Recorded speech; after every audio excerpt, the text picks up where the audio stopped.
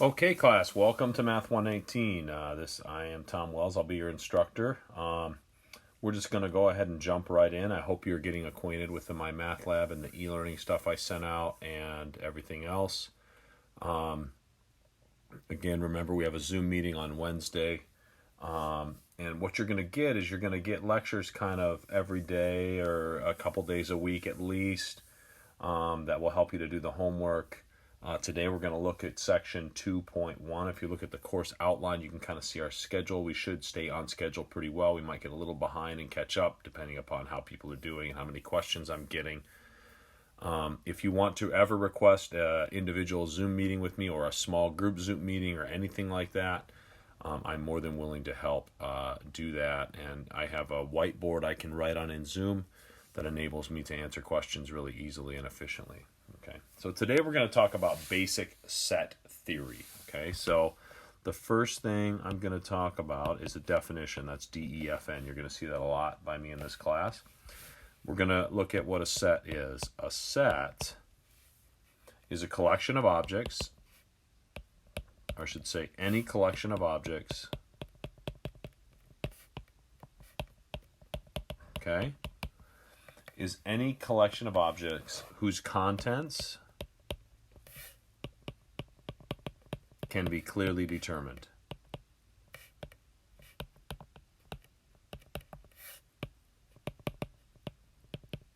Okay, and so for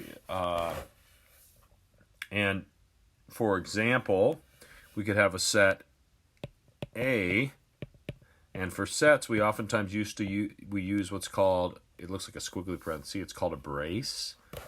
1, 2, 3, 4, 5. Okay, that is the set A. We use the squiggly parentheses around all the objects in the set. Okay, each of these right here are the elements of the set. Okay, and the set is comprised of the numbers 1, 2, 3, 4, and 5. Okay. That's pretty easy to understand, I think. Okay, now we can display sets in what's called roster method. So roster method of expressing a set, okay, is what we just did, where we put little braces and then we list the elements of the set in here. Okay, that's roster method. We can also do things in words, like if I said, usually we use capital letters, by the way, for sets. If I say the set B is Washington and Adams, okay, that is roster method of representing a set because it has the braces. So this is roster method. Okay, but I could also do this in words here. Okay, and the way I do it in words is I could say B, is the set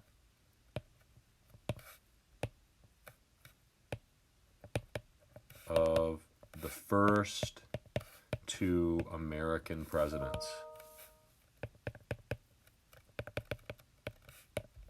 Okay, so that's just representing the set with a description. Okay. Just kind of introducing some basic set theory, okay? So let's take a look at, I'm going to clear this slide off again. Now we're going to look at something called set builder notation.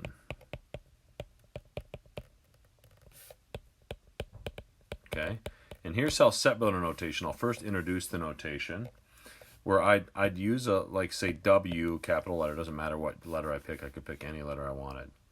And we have a blank here, we have a straight up and down line, and then we have a blank here.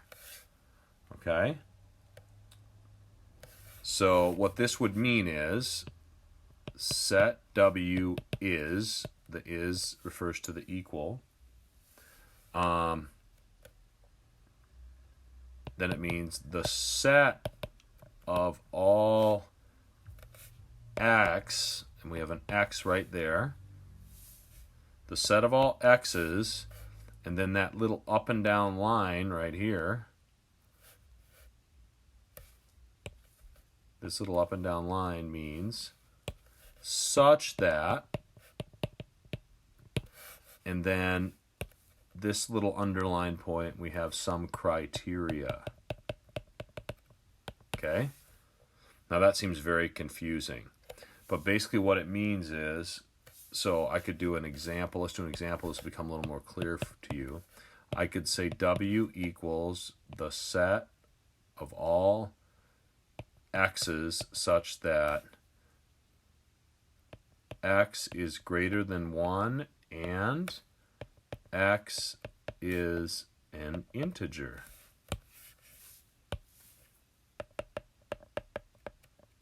Okay, let's map out what that means for a second. So that would be, this is all of the integers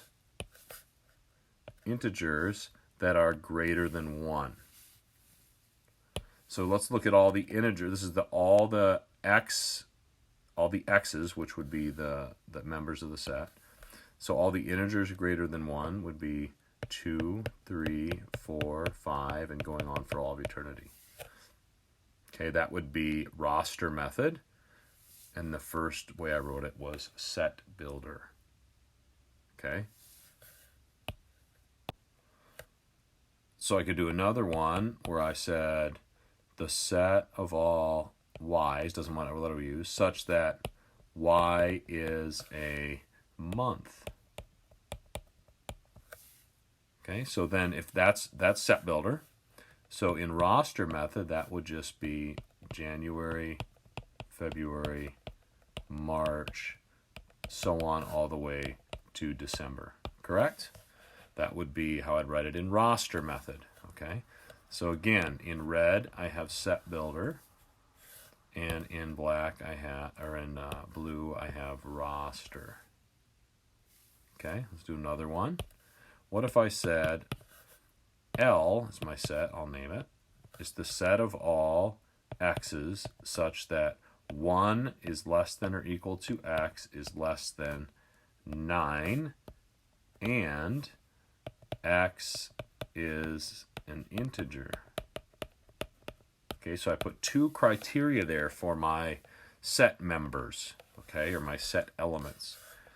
It's any integer, that would be whole numbers, correct? Between 1 and 9, so between 1 and 9. And notice that I include 1, but I don't include 9. Okay, so the way I'd write this is, it's all the integers between 1 and 9.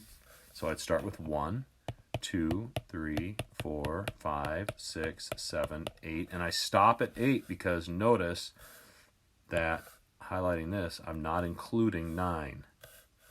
But I am including 1. So this is the roster method. So again, there's set builder and roster.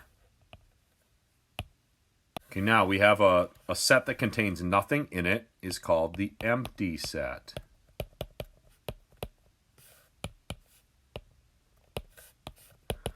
And we notate that, meaning the notation for that is this, a circle with a line through it. And this is self-explanatory. It is the empty set. Okay, so if I give you an example like this, I could give you a sneaky problem where I said the set of all x's such that x is less than 4 and x is greater than 10.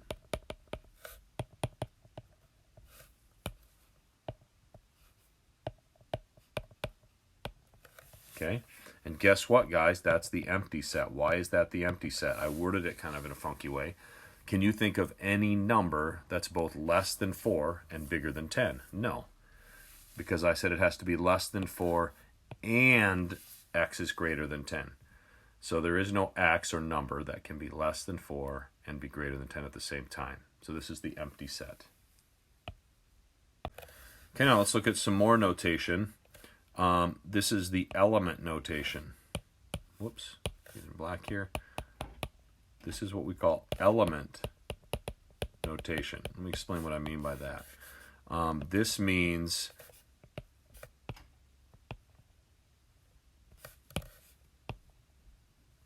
element of, that's what that one means. And then I draw an epsilon. This is a Greek epsilon. Put a line through it. This means not an element of. Okay, so for example, if I give you a set that I will call, well, let's call this A, which is 1, 3, 5, 7, 9. Let's say that's the set A. That's in roster method. Notice that 5 is an element of A. Do you guys see that? That's the worst 5 I think I've ever drawn in my entire life, so I'm going to fix it. 5 is an element of A, but notice that 4 is not an element of A. Okay, so that just is simply what that means, is that if something is in the set, then it's an element. If something's not in the set, it's not an element. Okay. So now let's talk about some common sets and how we begin to work with those. Common sets, okay. So for the first set we'll look at is called the natural numbers. Okay, natural numbers, which we use the notation n, capital N. Okay, the natural numbers is the set 1, 2, 3, 4. It's all the positive whole numbers. Okay, all the positive whole numbers. That's our natural numbers. Okay, so if I say the set of all x such that x is an element of the natural numbers and x is less than 5. So I'm looking for a natural number that is less than 5. Well, that would be the numbers 1, 2, 3, and 4. Aren't those all the natural numbers less than 5? Notice it says and, it means it has to be a natural number and less than 5. So that'd be only those 4 numbers, okay? Or I could do set builder and do something like this. X such that x is a natural number and x is greater than or equal to 6. Well, what are all the natural numbers greater than or equal to 6? Well, wouldn't that be 6, 7, 8, 9, 10, and on and on and on for eternity? Okay? So that is just working with some of our notation. Again, let's remind ourselves again. This is what kind of notation? That is set builder notation, and this is the roster version of that same thing. So just be aware of the difference between set builder notation, and roster notation. Okay, now we're going to talk about what's called the cardinal number of a set. The cardinal number is simple. The cardinal number of a set, A, notated, meaning the way we write it, n of A, is the number of distinct elements in that set.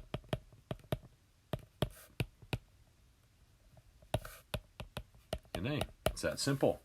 So as an example, if I give you that A is 1, 3, 5, 7, 9, 11, and I ask you to find the cardinality of A. Okay, so this is the cardinal number, or cardinality. Both mean the same thing. Well, it looks like how many elements are there? Let's count them up. 1, 2, 3, 4, 5, 6. So 6. Very simple. Very, very simple. Now, a fact, or a term that we're going to introduce here is two sets are said to be equivalent if their cardinal number is equal. Cardinal number, I miswrote that. If their cardinal numbers are equal. Okay, so an example would be if I give you that A equals 1, 2, 3, 4, 5, and I told you that B equals A, E, I, O, and U, then we say that A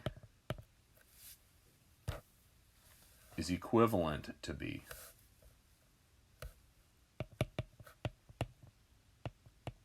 And the reason we say that is pretty clear, and that is because since the cardinal number of A is equal to the cardinal number of B, meaning they both have 5 elements in it. This has 5, and this one has 5, both. So they're considered equivalent if they have the same number of elements in them. Now, 2 sets are said to be equal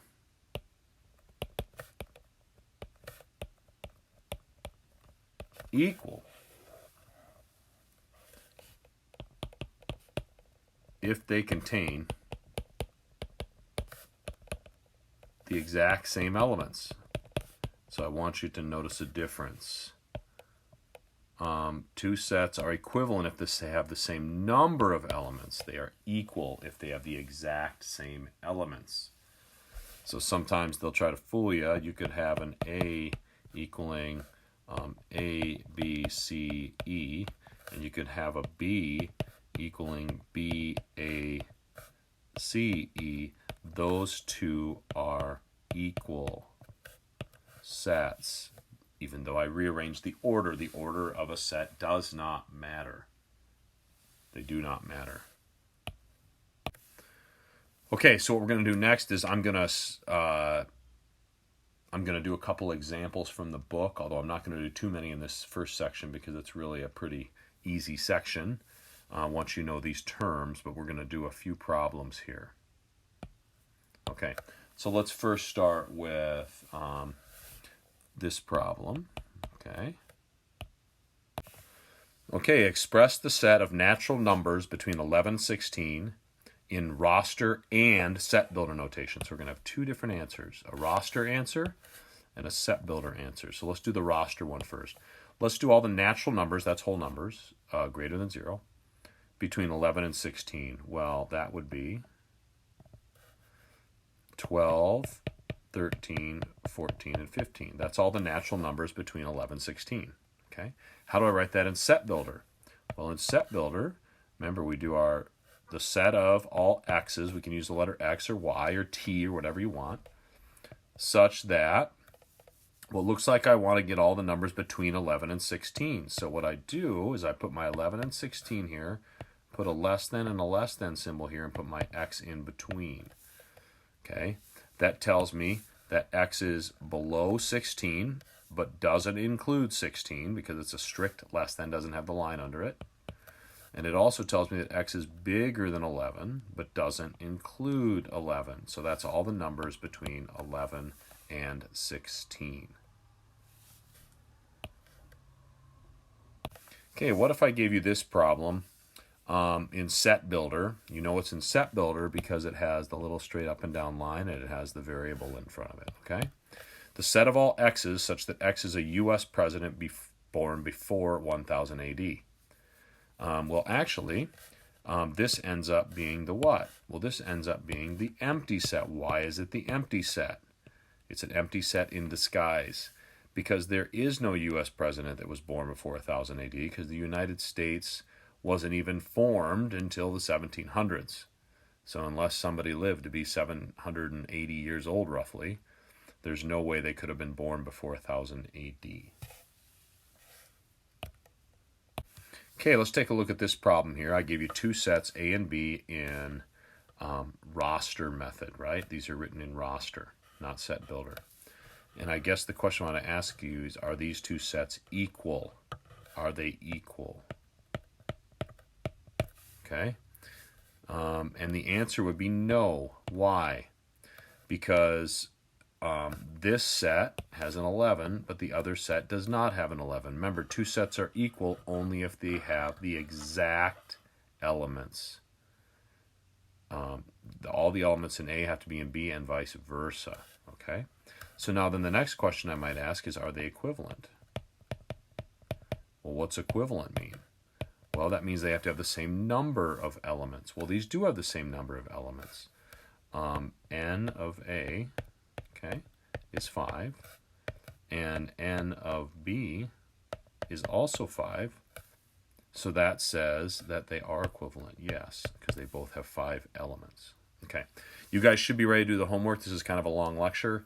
I apologize for that. Some of these lectures are going to be between 20 or 30 minutes with some examples.